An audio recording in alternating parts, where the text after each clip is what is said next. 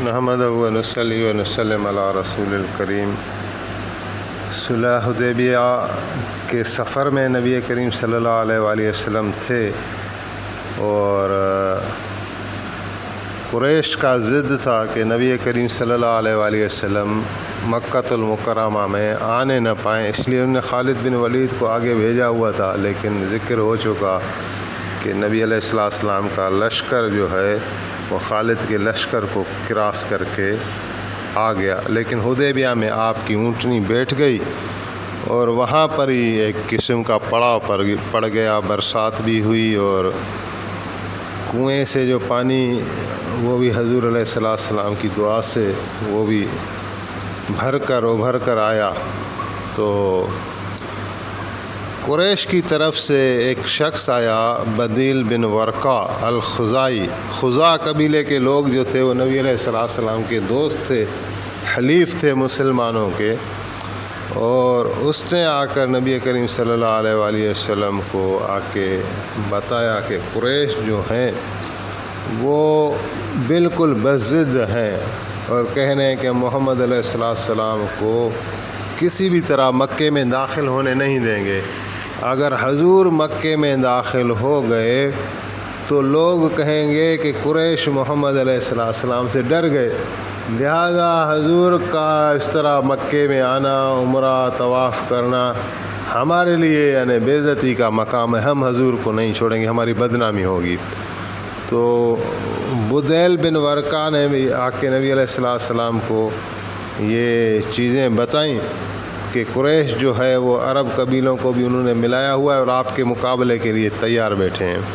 تو حضور علیہ السلام نے فرمایا کہ ہمارا کوئی جنگ کا ارادہ نہیں ہے، ہم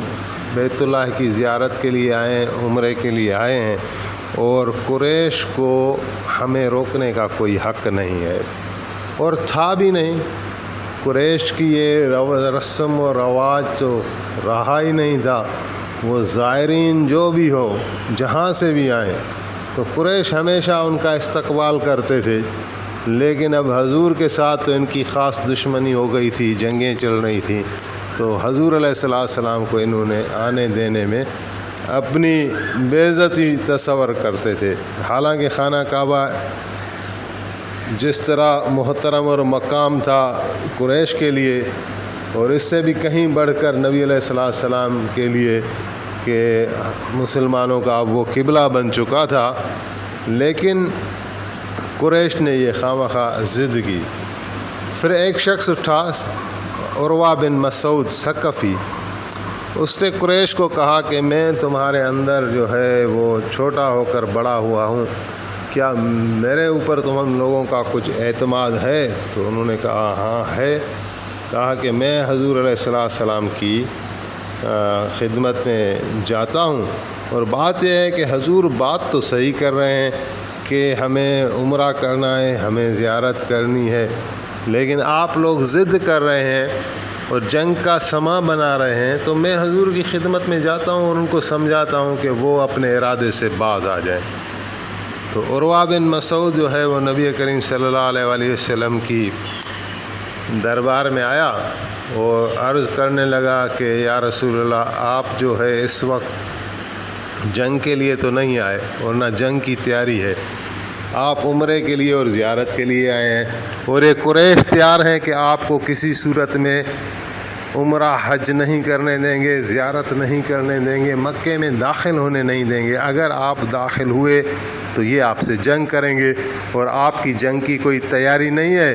تو شکست آپ کی ہوگی۔ اوپر سے کہا کہ میں دیکھ رہا ہوں کہ آپ ایسے ایسے لوگ لے آئے ہیں جو جب جنگ چھڑی تو آپ کو چھوڑ کر بھاگ جائیں گے۔ تو اس پر حضرت ابوبکر صدیق بولے کہ عروہ، کیا تم بول رہے ہو کہ ہم حضور کو چھوڑ کر بھاگ جائیں گے؟ نہیں نہیں نہیں، ہمیں تو امید یہ ہے کہ ہم تم لوگوں کو قتل کریں گے، تمہارے ان بتوں کو ہم توڑ دیں گے، اور ہم پھر طواف بھی کریں گے اور عمرہ بھی کریں گے۔ ایسا سخت جواب دیا۔ تو عروہ کہنے لگا یہ کون ہے جو اتنی جلد بازی سے بات کر رہا ہے؟ تو لوگوں نے کہا کہ ابوبکر ابن ابی قحافہ ہے۔ تو کہا کہ اچھا بولا ہاں اس کا ایک میرے اوپر احسان ہے، وہ ابھی احسان میں نے نہیں چکایا، اگر چکایا ہوتا، اس احسان کا بدلہ ان کو دیا ہوتا تو میں ان کو خوب جواب دے سکتا تھا۔ تو احسان کیا یہ لکھا ہوا ہے کہ کسی زمانے میں عروہ بن مسعود کے اوپر قرض چڑھ گیا تھا بہت بڑا، تو اس نے دوستوں کو اپیل کی کہ میرے اوپر اتنا قرض چڑھ گیا کہ میری طاقت نہیں وہ قرض میں ادا کر سکوں، تو تم میرے دوست ہو تو تم مجھے کچھ رقم دو تاکہ میں اس قرض سے آزاد ہو جاؤں۔ تو اس پر حضرت ابوبکر صدیق نے بھی بہت بڑا یعنی ایک اس کے حصے کا قرض اتارا تھا۔ تو اس لیے یعنی یہ کہا کہ پہلے ابوبکر کا میرے اوپر احسان ہے، اس لیے اس کو میں جواب نہیں دیتا، اگر وہ احسان نہیں ہوتا تو میں اس شخص کو بتا دیتا۔ تو بہرحال جب عروہ بات کر رہا تھا اور ہاتھوں کو بلند کر کے بات کر رہا تھا تو حضرت مغیرہ بن شعبہ وہاں کھڑے تھے، اس نے اس کے ہاتھ کو زبردستی نیچے کیا اور کہا کہ بے ادب، ہاتھوں کو اوپر کر کے بات نہ کر۔ اس کو وہ کیونکہ ہاتھوں کو اس طرح ہلاتا تھا جو حضور کے چہرے مبارک کے سامنے تک چلے جاتے تھے، تو یہ صحابہ نے برداشت نہیں کیا اور اس کو ہاتھوں سے لے کر مروڑا کہ حضور کی محفل کا اور ادب کر اور حضور کا ادب کر، اس طرح بات نہ کر۔ تو عروہ نے جب یہ حال دیکھا اور حضور علیہ السلام نے جب اس کو یہ جواب دیا کہ ہم جو ہیں وہ جنگ کرنے کے لیے نہیں آئے، ہم عمرہ اور زیارت کرنے کے لیے آئے ہیں اور ہم ایسے نہیں جائیں گے، یعنی خانہ کعبہ کے تقریباً دروازے پر پہنچ کر ہم کیوں واپس جائیں۔ تو عروہ پھر واپس چلا گیا اور جا کے قریشیوں کو جماعت کو بتایا کہ ایک قریش کی جماعت، میں عروہ بن مسعود ہوں اور میں بڑے بڑے بادشاہوں کی درباروں میں جا چکا ہوں، میں نے کیسر اور کسریٰ کو بھی دیکھا ہے، کیسر روم کا بادشاہ تھا، کسریٰ ایران کا بادشاہ تھا، یہ بہت بڑی دو سلطنتیں اور طاقتیں تھیں اس وقت کی۔ تو عروہ نے کہا کہ میں نے ان درباروں میں دیکھا ہوا ہے، ان بادشاہوں کا پروٹوکول بھی دیکھا ہوا ہے، لیکن جو صحابہ محمد صلی اللہ علیہ وآلہ وسلم حضور کی جو تعظیم کرتے ہیں، جو محبت کرتے ہیں اور جس طرح جان چھڑکنے کے لیے تیار ہیں، ایسی تعظیم میں نے کہیں نہیں دیکھی۔ تو آپ کبھی بھی حضور پر غالب نہیں آ سکتے، آپ کے لیے اچھا ہے کہ آپ صلح کر لیں۔ تو یہ ایک آواز تھی جو عروہ بن مسعود نے ان تک پہنچائی اور قریش کو سوچنے پر مجبور کیا۔ اور دوسرا واقعہ یہ ہوا کہ رات کا ٹائم تھا تو قریشوں نے ایک شرارت کی، 50 آدمیوں کو بھیجا ایک لشکر بنا کے کہ حضور علیہ السلام کے لشکر کا نقصان کر کے آئیں، کوئی دیکھیں کہ کوئی بندہ ملتا ہے تو اس کو قتل کر دیں یا لوٹ مار کر دیں، کچھ یا نقصان کر کے آ جائیں۔ تو وہ 50 آدمی جب گئے تو وہ خود شکار ہو گئے اور مسلمانوں نے ان 50 کو ہی قید کر ڈالا اور حضور علیہ السلام کی خدمت میں ان 50 جوانوں کو پیش کیا، کافر جوانوں کو۔ تو نبی کریم صلی اللہ علیہ وآلہ وسلم نے ان کو معافی دی اور آزاد کر دیا، اور ساتھ ہی آپ نے حضرت عمر فاروق کو فرمایا کہ تم جاؤ قریش کے پاس اور قریش کو یہ بات سمجھاؤ کہ ہم عمرے کے لیے آئے ہیں، آپ لوگوں کو اس طرح روکنا اور جنگ کی تیاری کرنا اور ہمارے طرف اپنے جتھے اور لشکر بنا کر بھیجنا، ہم پر حملہ کرنا، یہ کسی بھی طرح آپ کے رواج میں بھی ٹھیک نہیں ہے۔ تو آپ ایسا کیوں کر رہے ہیں؟ ہم زیارت کر کے خانہ کعبہ کی چلے جائیں گے، آپ لوگوں کو کیا تکلیف ہے؟ تو حضرت عمر نے کہا کہ یا رسول اللہ، میرے رشتہ دار وہاں مکے میں ہیں نہیں،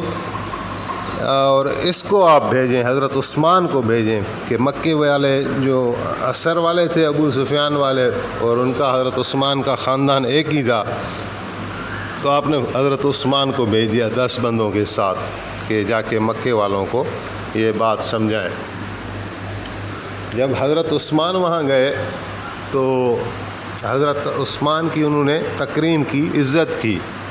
رشتہ داری کی بنیاد پر، اور کہا کہ عثمان آپ آئے ہیں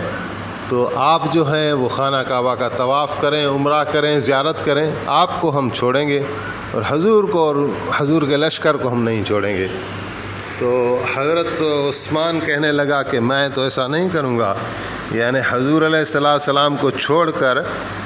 میں حضور کے ساتھ آیا ہوں اور آپ کے کہنے پر میں طواف کروں، ایسا طواف میں نہیں کروں گا، اس کو تو میں بے ادبی سمجھتا ہوں کہ حضور نے مجھے ایک کام کے لیے بھیجا اور میں یہاں سے طواف کر کے واپس جاؤں، میں طواف نہیں کروں گا۔